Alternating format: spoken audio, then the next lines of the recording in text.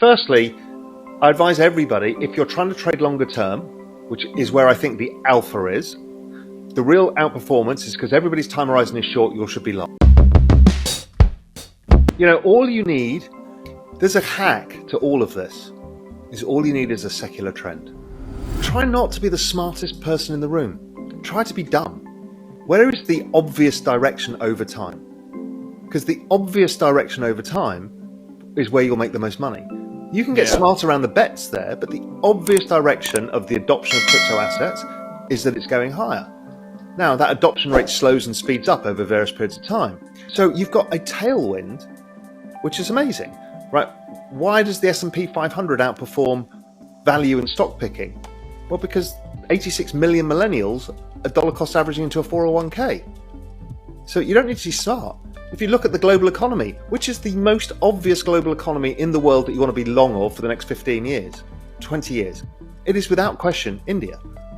Why? Because they've got 1.3 billion people with an average age of 28. You haven't even hit the demographic sweet spot, which is that 30 to 50 range, right? All of these things are around everywhere. The bond market has been an amazing trade for me my entire career because it's been bloody obvious. It's in one trend, and I still don't think it's broken. I know everyone's arguing, but I've argued this for the last 15 years when people say, yeah, it's going to break and everything's changed. I don't think it has because of debt and demographics. These are secular trends. Trade the secular trend is much easier than something else. It's like, is Tesla the best car company in the world? Doesn't really matter, but EV is where money is corralling, and the rate of innovation and adoption of what he's doing is still high. So, ESG, that's going to be a mega trend. I don't care whether anybody agrees in the trend and the mandating of it, but everybody's mandated to do it in Europe. So all of the money goes into ESG. So there's another tailwind for you. And that's going to go on until we change the energy equation, and the war with Russia accelerates it.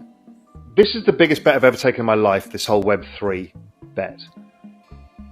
And to me, again, when I visualize it, I see it's pretty clear that all business models go that way. So we're pivoting Real Vision around Web3. Okay, that makes total sense. We've got an amazing community to have utility token NFTs, to have all sorts of Web3 interactivity and all sorts of stuff. Great, that's happening. But the other two bets that I've got is, A, the entire financial system is going to pile capital into this space over time because of the supermassive black hole that it is when you've got all these network effects going on, and the fact that the financial industry itself is going to pivot to blockchain technology. So all the securities industry, all the system of money, everything, right? So that the amount of capital in the space is super small.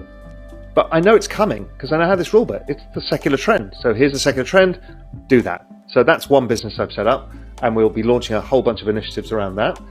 The second one was, obviously, if I believe that community is the most powerful force of business models going forwards, that blockchain technology enables this in ways that we can't yet imagine, and that I saw originally, it all came to me down from a moment when I met RAC, the music artist, and he explained to me, because what he'd done with NFTs and social tokens, and this was 3 and a bit years ago, and I just heard him, saw it in my head immediately is, oh my God, everybody's going this way.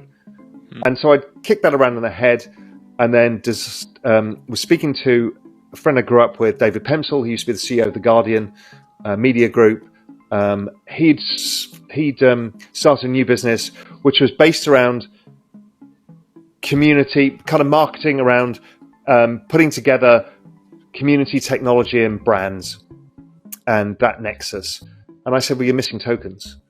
And so I got him down the rabbit hole over lockdown, introduced him to Kevin Kelly from Delphi, and we decided to co-found a business called Science Magic Studios. So it's sciencemagicstudios.xyz.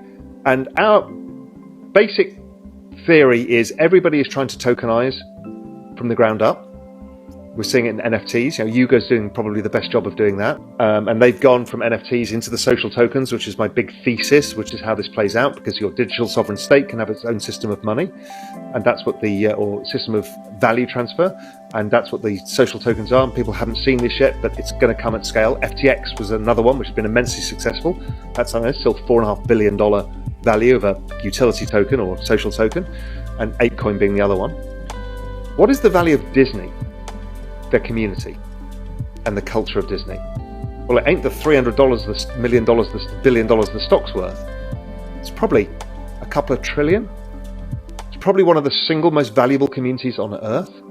So Facebook is shareholders got rich, we got utility, and then got monetized. But tokenization changes the equation because we all participate in the network. Bitcoin is essentially a digital sovereign state of which you can participate by owning a token. And if the sovereign state succeeds over time, then you will benefit from that in your society. So it's this nexus between NFTs, metaverse, social tokens that is going to take the entire corporate world, the cultural world by storm. And this is when brands are going to learn they've got no community and they've got no culture. And others will learn they've got unbelievable amounts of community and culture they didn't realize. And everybody's going to change what they're doing.